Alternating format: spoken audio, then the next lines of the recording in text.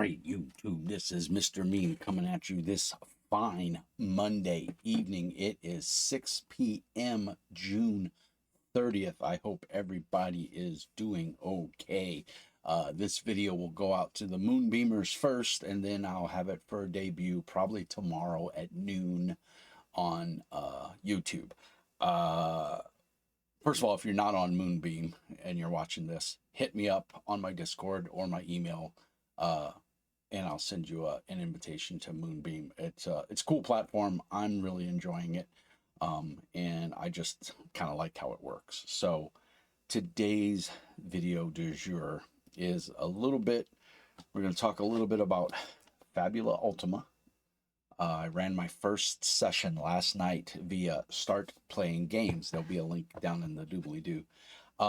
For years now, I don't want to say years, well, at least 3 years that I can think of, I have been a strong proponent against paying to play, meaning GMs posting prices, service fees, hourly wage, whatever you want to call it, to run games, or tabletop RPGs.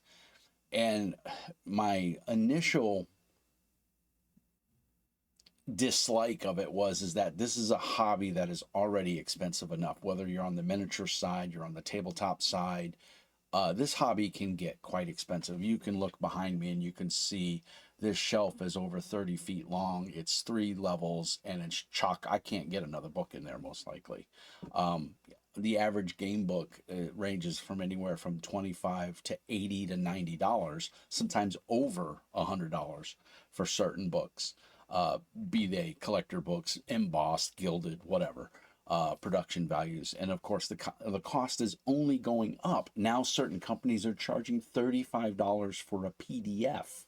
And they're still selling a physical book, so they're making some bang off of the physical book. And I have several friends in the publishing community for tabletop RPGs. And, you know, there's the old saying that you're never going to get rich digging a ditch. And basically when you're writing RPGs and fiction of that caliber, there's very few rich game designers. Monty Cook comes to mind, but even again, I don't think he's terribly rich. I think he just has made a lot of money off of Kickstarter. That's a rant for another time. I've actually already ranted about that. You can go back in the archive and check the doobly-doos and see me talk about that and my opinions. Me and Jay Lasarde talked about those from Broken Rat Games. Anyway, so I've been against it. I've been opposed to it for a couple of years, being that I feel the hobby is expensive enough, and I don't think GMs should charge for doing something they love. That's just my opinion. And I've had my Discord for a couple of years now, and I've got well over 200 subscribers on the Discord, and I'm sure not all of those are avid followers of the channel, or where there are people that have clicked on the server once, joined it, and maybe never come back. But regardless, at any given time, I have about 50 to 80 people on my server, on my Discord at any given time. And we have a pretty verbose discussion about tabletop RPGs and everything involving that. I have several publisher friends that are on there that, you know, chime in every so often. So obviously an open invitation to come join my Discord and talk about tabletop RPGs if that's your jam.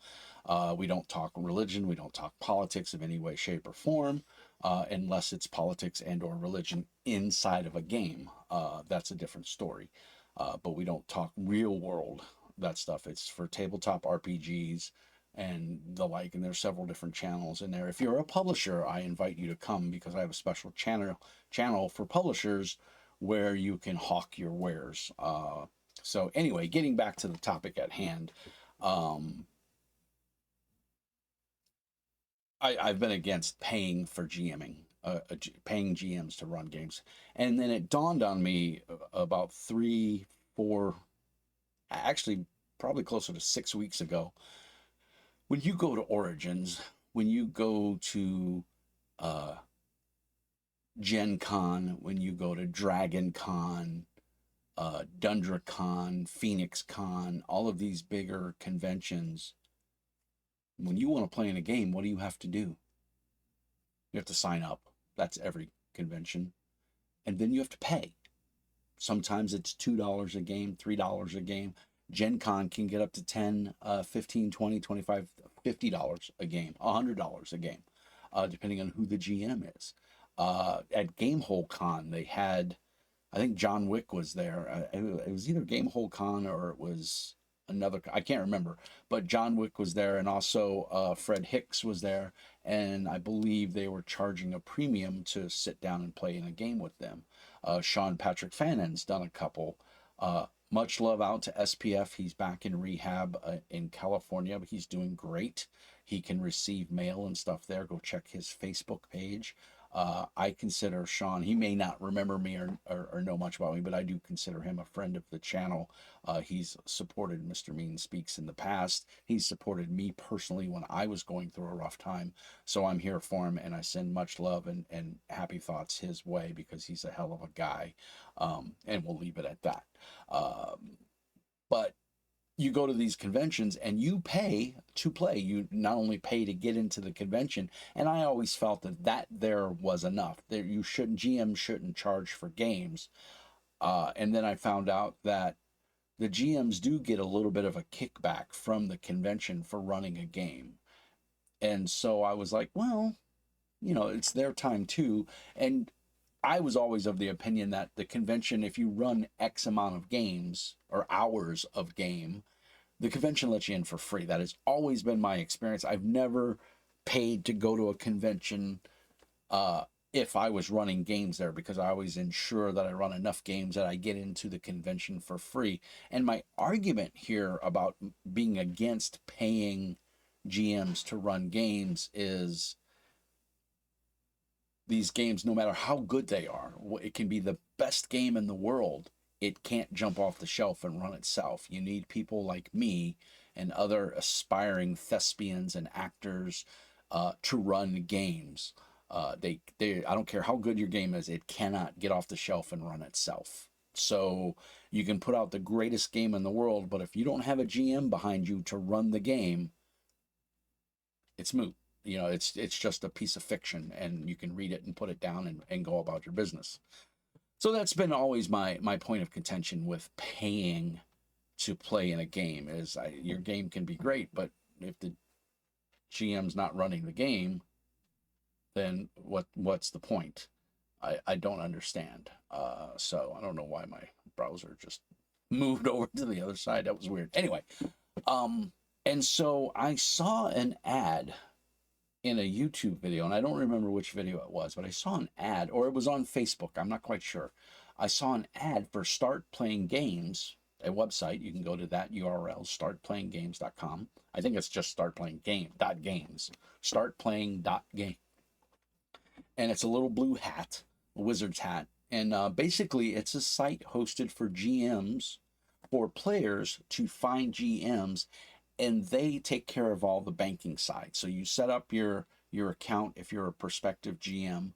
You set up your account. You give them all your checking information, or I think they can even send you manual checks. But I think they prefer to have a banking account. I remember setting up my banking account. So I said, you know what?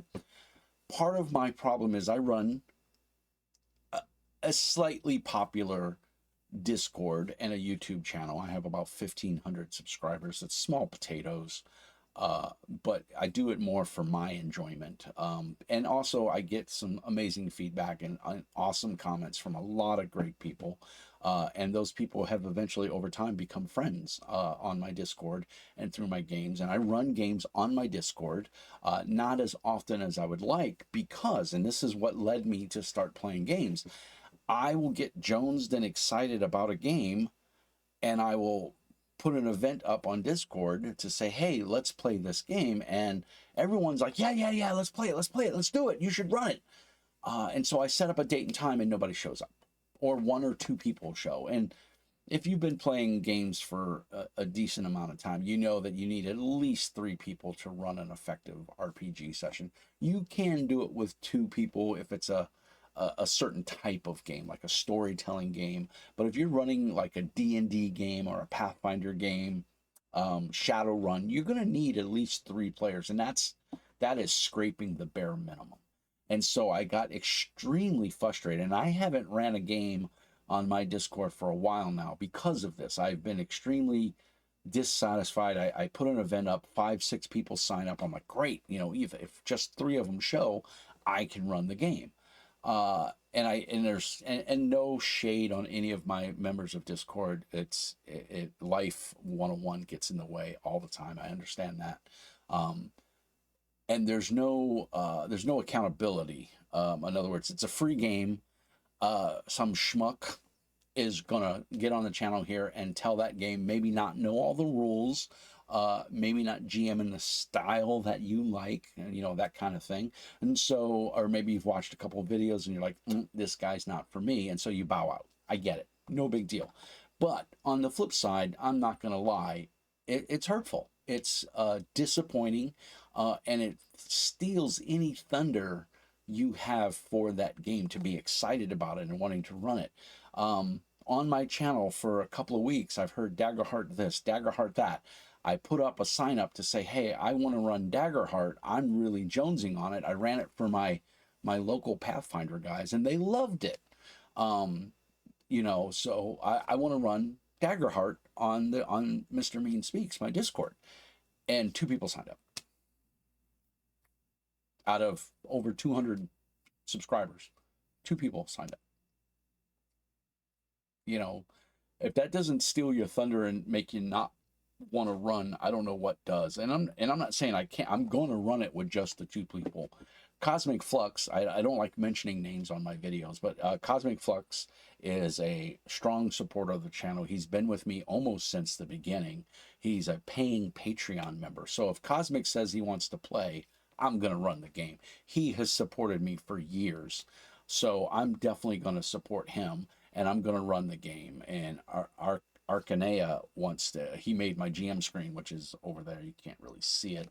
He made my GM screen, and he made it gratis. He did not charge me. I fully expected to pay for it. I gotta say, it is the most amazing, wonderful GM screen that I've ever had. It's solid, it's heavy, it's beautiful. The wood it's just amazing. And I've done a video on it. You guys can go see me gush about it. So those 2 have signed up for the Daggerheart game because I think Daggerheart is a really good game. I ran it for about almost 6 hours. That included character creation, which took the bulk of the time. And there's no perfect game system. Let's get that straight right away. But I thought this is an amazing game. It ticks all of the right boxes. It gives the right feels. There's enough player agency, there's enough GM agency, and there's enough storytelling in it that it all just comes together and it works. And I was like, oh, cards, it's a gimmick. It's like having, proprietary dice. It's just a gimmick. It doesn't add anything to the game. And I was completely wrong. I went into this with a closed mind saying, meh, it's Daggerheart. And I bought it. I had a couple extra bucks. I bought it. And I'm lucky I bought it when I did, because it immediately sold out. So I had a chance to get the collector's edition or the Kickstarter edition. I don't think it was a Kickstarter. I think they just crowdfunded it themselves with pre-orders. And I could have got the cool dice and everything, and I didn't. And I kick myself now because I wish I would have got that. So if you've got a copy and you're not happy with it, send it my way. Reach out to me, Mr. Mean at proton.me. And I'll gladly take it off your hands. But anyway, I have the regular edition, which I will say, for I think it was $69.99, comes with the core hardback book with ribbons. I think it has 2 ribbons in it, and it comes with a box with the cards in it, and really nicely done. So good quality. The cards are thick. Anyway, not a review of Daggerheart. Getting back to Start Playing Games. I've been sitting on Fabula Ultima since it came out. I found this completely by accident one day at the Source down in Minneapolis. I went to the Source down in the cities. I live in Duluth, for those that don't know, Duluth, Minnesota. And I found the press kit, and it was a 20-page little stiff, heavy grade, like 90 weight, maybe 120 weight paper, full color, and it had I think it had 4 or 5 pre-gen characters and a little adventure and a little primer on how to run the game. And it was called a press kit, and it was $6.95. And so I bought it. and I believe I gave it away. I kind of kicked myself now. I wish I would have kept it, but I think I sent it to a friend. But I'm gonna tell you, it grabbed me like Daggerheart has grabbed me. Um, I love the little bit of pixel art that's in here. The actual anime art is very anime style. I've done a full review of the game and everything, but what I wanted to emphasize here was that I got off my ass. I created an account at Start Playing Games because I said, I want to run this. I want to learn this game. I can only learn so much by reading. I'm a doer. I have to physically do something for me to learn it. I'm a tactile learner. I can read all I want. I won't get it. The minute I do it, I got it. And so I wanted to run this, and I couldn't get anybody on the Discord, on my Discord, that was interested in playing. Um, and I got no traction from my local group here at my house that I run every bi-weekly. So I said, you know what? I saw the ad for Start Playing, and I said, you know what? I'm gonna jump on Start. I'm just gonna see, because there's another game called Fantasy Age by Green Ronin, and they've come out with second edition. It's another one of my favorite game systems. I really like Fantasy Age. I like that it's an open canvas to create whatever setting, genre of that you want, and they provide the mechanics to build that world for you. And that's what Fabula Ultima does.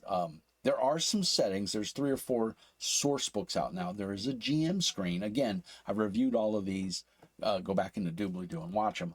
But I wanted to run this, and I wanted to do a little bit more with it. And so I joined StartPlaying.games, and I created an account, and I set 2 games. I set Fantasy Age Second Edition.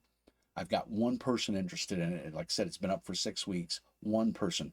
I have a minimum of 3 players. Once I get 3 players, I can run the game. The nice thing about Start Playing Games is they let you set your limits. You want to only run with 4 players, or maybe 6 or 8. That's what you put in. Your game will not become active until you get that many players, whatever X equals. So I said 3 players, and I will run Fabula Ultima. They just need Games, the publishing company behind this, just announced their Kickstarter. And with that announcement that I saw, there was a link to their Discord, or to a Discord. I don't believe it's Need Games Discord. I believe it's a Fabula Ultima Discord. And they said, come join our Discord. And so a bunch of people had joined, but I was an early adopter. And so I jumped in there, and I put a link to my StartPlaying.games. And I had one person already signed up. And then by that evening, I had 2 other players. And so, of course, Start Playing sent me an email saying, hey, you have enough players to start your game, mark it active. And so I did. Now, I'm still a little new to the process. So I'm only charging $5. I think that's fair. And of course, they take a cut, and they don't cut you a check until I believe you have, or deposit any money until you have $25. And then they send you, they deposit the money minus their fee. So I think last night, or Sunday, I ran last night, and I think I got $12.37 or something after they took their cut. I had 3 players, $5 each. So they took just under $3. Yeah, that's fine. Again, I'm not doing it for the money. I'm doing it because I want to run the game. And so Dave Certified on my Discord wanted to know. He's a game designer. He's made MetaHumans Rising, really cool Supers game. Go check it out. And he wanted to know the pros and cons of this and what I thought. I've been GMing for over 30 years. This long grade beer should tell you that I'm no spring chicken. And I gotta say, I've read it. I enjoyed the read, but I have to physically get my fingers into those crunchy dice, and I have to chuck the dice and have to work at the story. And we had a session 0 Saturday night with the 3 players because they were all available to meet. And it was, and first of all, I don't want to say their names because they may not want me to shout them out or whatever, but to the 3 players in my Fabula Ultima game, they are awesome. And they were all willing to do a session 0, an impromptu session 0, because unfortunately, when your time comes to run your game on Start Playing Games, they get charged. So I wanted them to get the best bang for their buck. I wanted to set up a session 0. I didn't know how to do it. And that's on me. And it just, I have an autistic child. I have a very busy life. Everybody's busy. That's no excuse. I didn't do enough homework to figure out how the process works. That's on me. But they were gracious enough to set some time aside Saturday evening, Saturday afternoon, and we did a session 0, and we kind of, everybody had their characters made. They turned me on to a really cool Fabula Ultima web tool called Fulminator, which is super cool. It lets you roll dice, it lets you put your character in, the whole 9 yards. So I was very, very impressed with that. There is a Foundry module, but it's not upgraded or whatever. And I tried playing with it last night, and it didn't quite work the way way I wanted it to. I love the 3D dice. Dice So Nice and Foundry are amazing. Now I do have DD Dice installed on my Discord server. I would just have to get my Fabula Ultima players to create an account, but then they could roll their dice inside of Discord. And I may still do that because I'm not real big on the maps and everything. But I do enjoy the 3D dice. But last night, I think most everybody used the Fulminator. It had a dice roller, and it's not a 3D dice roller, but it is a dice roller, and it gives you all your stats. It's very customizable. It's very solid.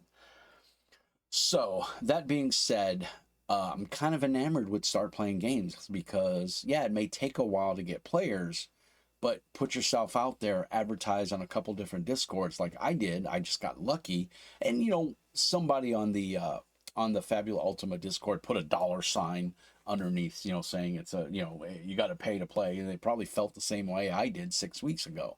But you know what? I got to run for 3 awesome people who are very good role players. I had a blast, and I got to learn more about this system that I really, really, really enjoy.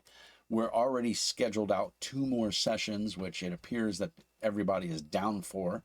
So next Sunday and the Sunday after, I'm going to run again. I've got a little campaign in mind. I wrote some notes and stuff, and we had a great intro scene and everything, and it was a lot of fun. So we're definitely looking forward to it. We set up some channels on my Discord that are private, so only they, as the players, have access to it. And they've already started role playing in character, which is super cool. And then I, as the narrator, are throwing things out there and stuff. So a lot of fun. Anyway, long story short, to address Dave Certified's comment of what I liked and what I disliked about this. Mechanic wise, solid game. You have 4 attributes. You assign those attributes dice: d4, d6, d8, d10. They can go higher than that through certain advantages and choices that you make during character creation. You start at 5th level, so you can pick up to 3 careers. Each career is like a class, and you can pick up to 3 of them and give them enough levels to equate to a 5th level character. Every 10 experience points, you gain a level. You get, I think it's 5 experience points just for showing up to play the game. And then you get a couple of experience points every time you spend a Fabula point, which is like a hero point or a momentum point, if you're familiar with Modiphius's games, which is another game system that I'm a very big fan of. And then the GM gets Ultima points. GM characters are unique, flavorful, and that's all due to how the game is written. When you roll dice, your dice you can crit fumble. The mechanics are very well written, and that's what I like about the game. The mechanics suited the theme of a Japanese tabletop RPG, meaning more of like an anime game. If that's not your jam, you're not going to like this game. But if you're into, Secrets of Mana, Final Fantasy, Ogre Tactics, Harvest Moon, or any of those type of games, and you like, man, I want to be able to play that on the tabletop, this is the game. The mechanics were very smooth, and as a new GM to this system, thanks to my 3 players who were all veterans of the game, I had the PDF up on my screen. I had the physical book with me. I had the GM screen laid out in front of me, right here in front of my keyboard, and I was able to make references. The mechanics are just smooth. So what did I like about it? I liked the flow of the game. Initiative was it made sense. It emphasized the players. It's all about them. You're telling a story in their world and they are reacting, which is to me what a role-playing game should be. Yes, if you want to kick in the door and kill monsters and take their treasure, that's fine. If that's the kind of game you enjoy, then play that game. That's what D&D, Pathfinder, many other games, that's what they're for. If you want an engaging story game, play Vampire the Masquerade, Mage the Ascension, Fabula Ultima, Fantasy Age, games that emphasize storytelling over mechanics. To me, the Modifius games fall into that same category. I like the fact that there's a currency in the game that you can manipulate to affect the story from the GM's point of view and the players. I have Ultima points, players have Fabula points, and they can introduce a subject into a scene. They can pull something out of their ass, so to speak. Oh, I had this in my backpack, and it's too many inventory points, because one of the cool things I like about this is you have a backpack. In your backpack is about 5 things, and it's a mana potion, a healing potion. The party has a tent that they can all sleep in, and you have some food, and I think there was one other thing. I don't remember what it is. It's assumed there's no bookkeeping. You have those things. Every player has access to those things. And then you have 4 inventory points. And I believe the inventory points go up as you level up, or if you spend certain resources to get more inventory points based on whatever class you take. And remember, you start at level 5 with a minimum of 2 classes. You can't, or a minimum of 3. I believe you have to have 3 classes. It may be 2. I can't remember. We didn't walk through character creation because they all knew how to make characters. I'm going to work on making my own character probably this weekend. But yeah, it's just assumed you spend the inventory points based on what you and the GM decide. If you say you can't, pull out the holy sword of Vorpal that has the demon slaying on it and say, oh, that was in my backpack, I spend 4 inventory points. No, it's got to make sense. But you could say, oh, I need to do a resurrection spell because my buddy's dead. Oh, that spell requires, a diamond worth 1,000 zenit, which is the currency in the game. I'm just spitballing here. I don't know exactly. But, you could spend, I would say, ooh, that's pretty expensive. I would say that's 3 inventory points, because those inventory points are I believe, for the game until you get back to town and you can refresh them. I think. I could be wrong. It may be per session. I'm not sure. But it makes sense to me that it would be for the story until you get back to town and you can refresh basically your inventory and say that you have that stuff that you think you might have. But anyway, the point being is I can say, oh, that's 3 inventory points, and you reach into your backpack and you pull out a diamond worth 1,000 zenits so that you can resurrect a party member. It's easy.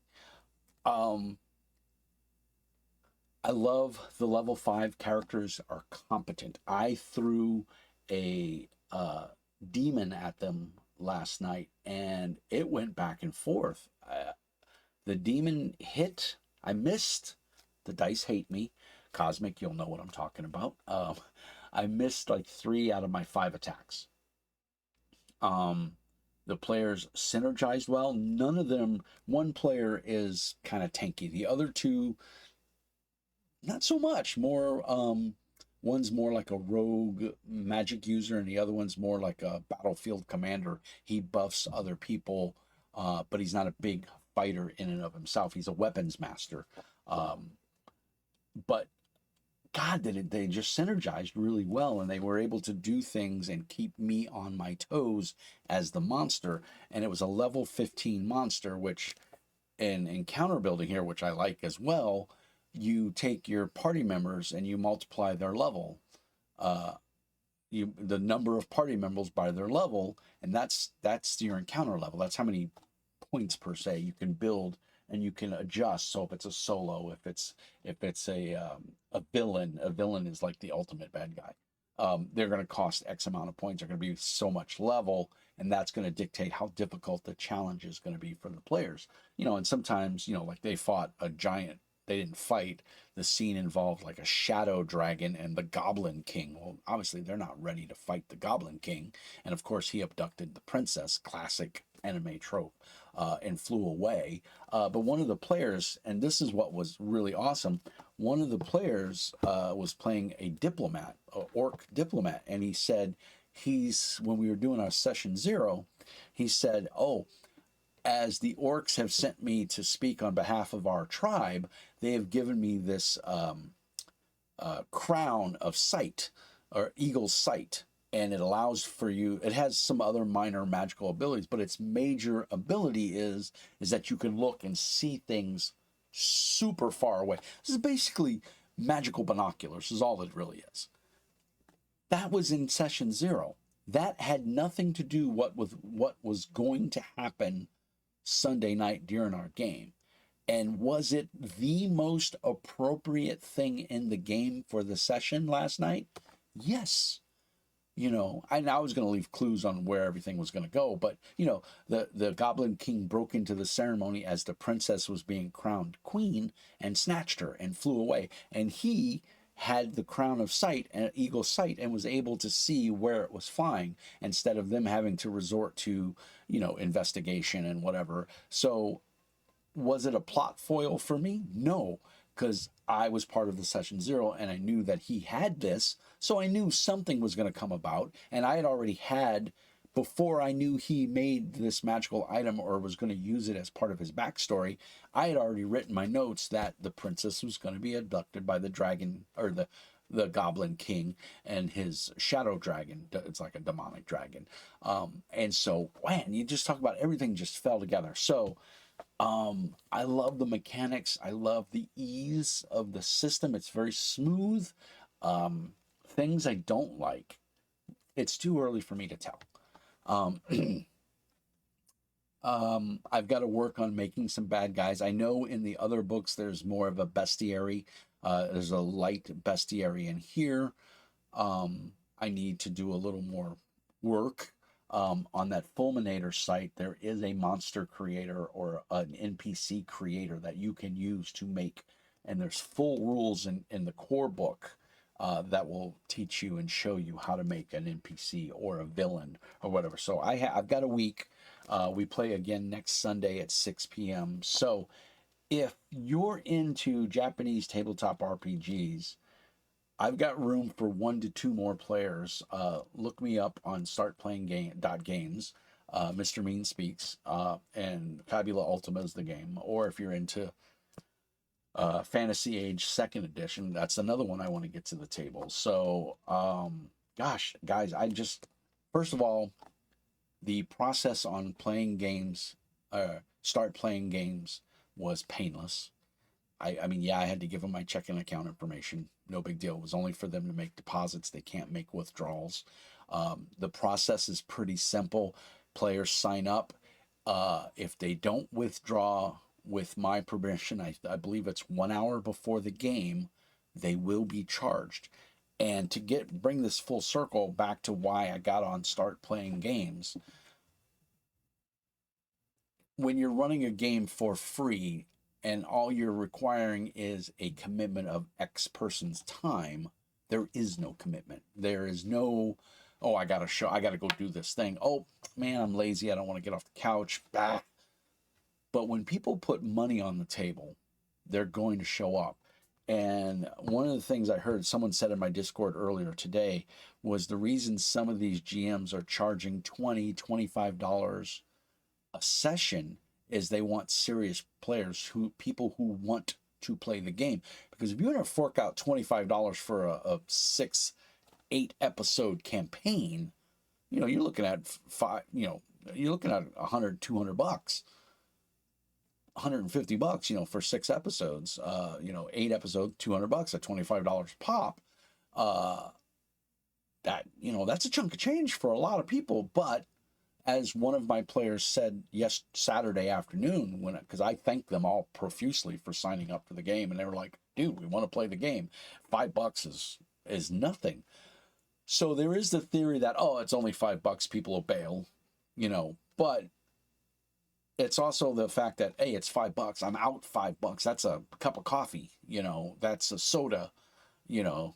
I don't want to just throw money away, and these in this day and age, money's tight for everybody. So I appreciate and I am concerned that I provide the best bang for the buck. Are my games going to stay $5 forever? Probably not. Once I get some reviews and people enjoy my style of GMing and storytelling, I may bump it up to $10 or $15, but I don't think I'll ever go higher than that unless there's a drastic change in our financial environment. I don't know. But I think right now, $5 for me to get my feet wet. Hopefully, my players will give some feedback and constructive criticism on StartPlaying.games, and that will allow me to increase my games. Now, for them, I will not increase the price. If we play Fabula Ultima for 6 months, it will only be $5 per session, because they're the OGs. They gave me a chance, and I appreciate it. And I'm just enamored with them. All three of them are really good players. And again, they're invested in the system. They really like it. They're playing in, like, one guy's even running his own Discord with a play-by-post, which I didn't sign up for, but I'm on his Discord just because I like reading and I get ideas. I mean, that's what all of this is for. This is, I would love to run all of these games. I don't think I'll ever have that opportunity, but I can pick up something and snag an idea from it or a thought and make it into a reality. So I've been babbling for quite a while now, almost 37 minutes. I hope that, Dave, that answers your questions. I think it's a cool game. Is it for everybody? No. Some people don't like the heavy narrative. They don't like being the center of attention. This is a type of game that every player is a star. Every player gets a moment in the spotlight. Every player has a say. Some people don't like that. They just want to chuck dice and kill monsters and get treasure. There's nothing wrong with that. If the GM runs the game that way, then great.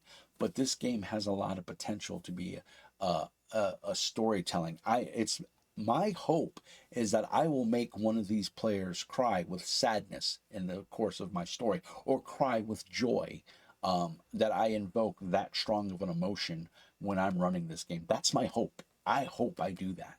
I had so much fun Sunday night narrating them through the scene, and they were patient. They were understanding with my lack of the knowledge of the rules. I had the basics down. I knew how to make a roll, but there's a lot. There's clocks involved. I'm not a big fan of clocks. It's powered by the Apocalypse Games. Dungeon World likes to use clocks. It's not my Urban Arcana likes clocks. The Last Airbender, I'm not into clocks, but I want to try and use them for this because I think it'll be appropriate. And it might even be secret clocks that the players aren't aware. It's when they do certain things or a certain amount of time goes by, I'll make a tick mark on a clock. But that being said,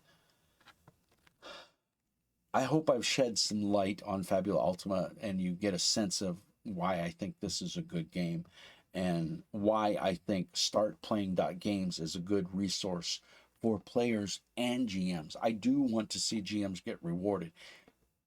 I'm still on the fence about getting paid, but the fact that I got to sign up a game and I made $12 for 3 hours of my time, it's not a lot of money. It's a drop in the hat. I don't even need the money. But the point is, the players were invested enough to pay to try it, and they want to come back. They're already in the Discord talking about what they're going to do next week, and what's going on and who they think the big bad guy is and the traitor is in the kingdom, and yada yada yada. And I've introduced a couple of NPCs. I'm going to actually introduce a couple more during the week, that they would have known or had access to, so that when they do get back to the kingdom of Diocene, they will have names and faces, because I just go and Google some art. So I've babbled on quite a bit. I hope Dave and two others that are curious excuse me, of why I think this is a good system, that I've answered that question. I think it's very flexible. If you're into JRPGs or TTJRPGs, I think this is probably one of the better systems. I will say I was in the Source a couple of weeks ago, 2 weeks ago. I had maintenance done on my car. I drive a Volvo, and the city is the only place I can get it worked on. I went to the Source and I saw the Final Fantasy book, which was shrink wrapped. I couldn't even look at it, and it was $89 retail. And I don't know anything about the game.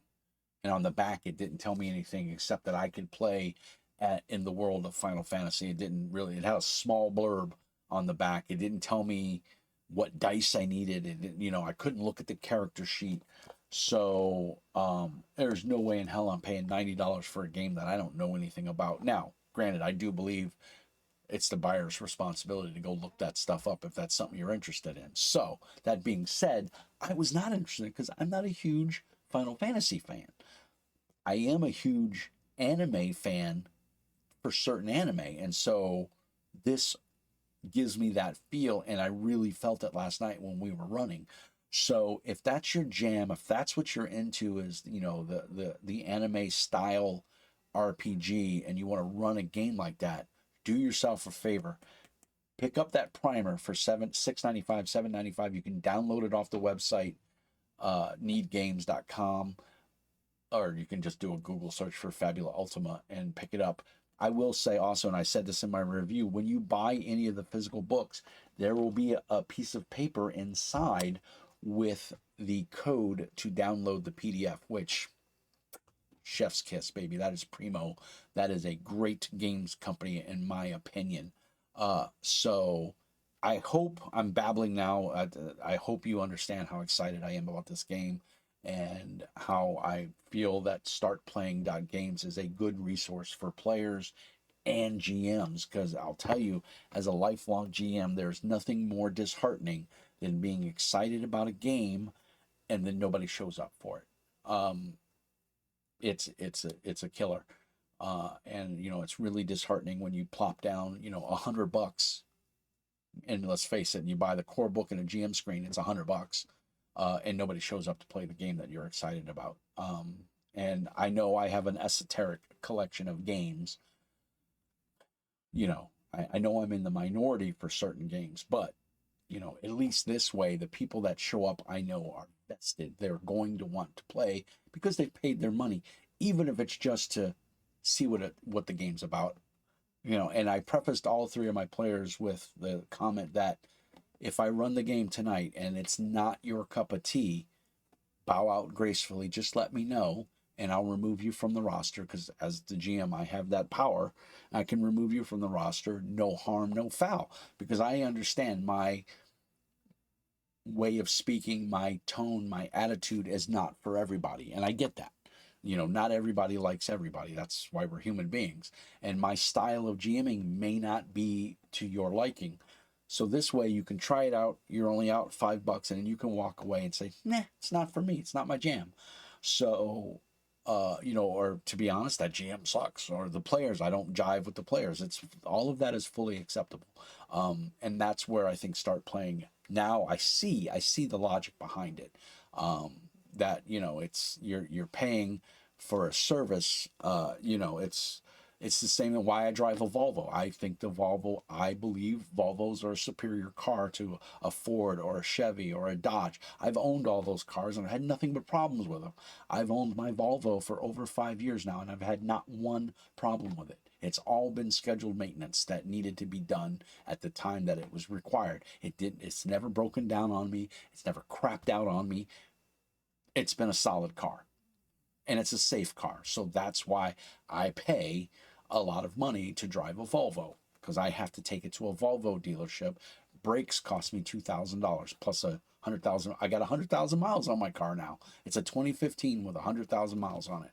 So I get it. I get you're paying to see if it's something you like, and if it is, you've got a guaranteed spot. That GM, because the GM wants to get paid, players want to play, so they're going to pay. You get it's a win-win for both sides, and I see it now. It makes sense. So I hope that makes sense. I hope that answers some questions. Go give Fabula Ultima a try. They're getting ready to come out with a new source book, and they're getting ready to come out with a Kickstarter, which is going to offer, I believe it's going to be a full-size rule book, and it's going to have one of the options is going to be like a leather embossed cover. I don't know if I'm going to go that deep into it because I already own the game, but I wouldn't mind a nice full-size book and then keep this as my playbook, as my reading copy. That's just me, and I don't know what other, maybe they'll offer Fabula and Ultima points as like little tokens or little chips or something. I don't know. We'll see. I don't know exactly what they're going to offer yet, but I'm keeping an eye on it. So I hope this has shed some light on playing games, or StartPlaying.games, the website, and its GM hosting and its pay for service, because I get it now. And I hope this has shed some light on Fabula Ultima. And if you have any questions or any comments, put them down the doobly doo when this goes live on YouTube tomorrow at noon, and I'll do my best to answer them.